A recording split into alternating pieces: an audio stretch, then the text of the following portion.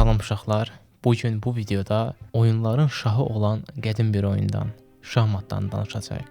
Bundan sonraki videolar dərs məqsədi daşısa da bu videoda şahmatın tarixi, günümüzdə necə formalaşdığı kimi suallara cavab tapacağıq. Şahmatın ortaya çıxması ilə bağlı bir çox fikirlər var. Ən çox deyilən fikrə görə şahmat miladdan sonra 7-ci yüzillikdə Hindistanda yaranıb. Hekayəsi isə çox maraqlıdır. O illərdə Hindistanda döyüşməyi və oyunları sevən güclü bir padşah var imiş. Davamlı döyüşlərdən yorulan xalqın bu vəziyyətdən necə xilas olacağını düşünən Sisa adında müdrik bir adamın ağlına çox maraqlı bir oyun gəlirmiş. Onun əsas məqsədi həm döyüşlərin sayını azaltmaq, həm də padşaha maraqlı və düşüncə tələb edən bir oyun göstərmək imiş. Müdrik Sisa padşahın qarşısına əlində taxta qutu ilə çıxır və Çaturanga adını verdiyi oyunu təqdim edir. Qutudan müxtəlif şəkilli fiqurları çıxarıb padşahın önünə düzərək deyir: "Ey hörmətli şah, sizə elə bir oyun göstərmək istəyirəm ki,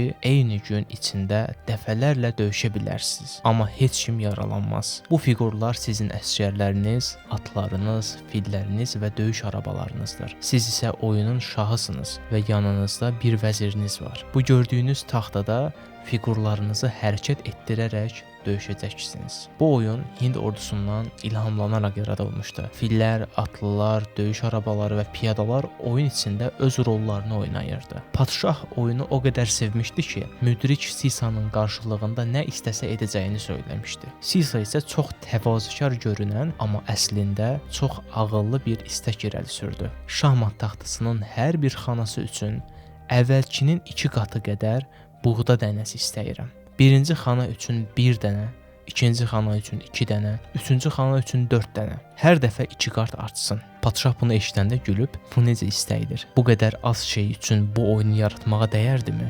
Deyə əsəbləşib və əmr verib. Hesablayın, 1 dənə belə artıq buğda verməyin. Amma hesablanmış nəticə padşahı şoka salmışdı. Hələ də günümüzdə şahmat buğda problemi kimi tanınan bu hesablamada ortaya çıxan rəqəm o qədər böyükdür ki, nəinki Hindistanın, bütün dünyanın buğdasını toplasan belə yetməz. Bu hesaba görə verilməli olan buğdanın çəkisi 184 milyard tondan çox edir. Bu hekayə həqiqətən yaşanıb ya yox, dəqiq bilinmir. Amma bilinən bir şey var ki, bu oyun Hindistanda yaranıb və ilk adı Çaturanga olub. Hindistandan İrana, İrandan ərəblərə, oradan isə İspaniyaya və bütün Avropaya yayılıb. Şahmat Avropaya yayıldıqdan sonra fiqurlar tədricən dəyişməyə başladı.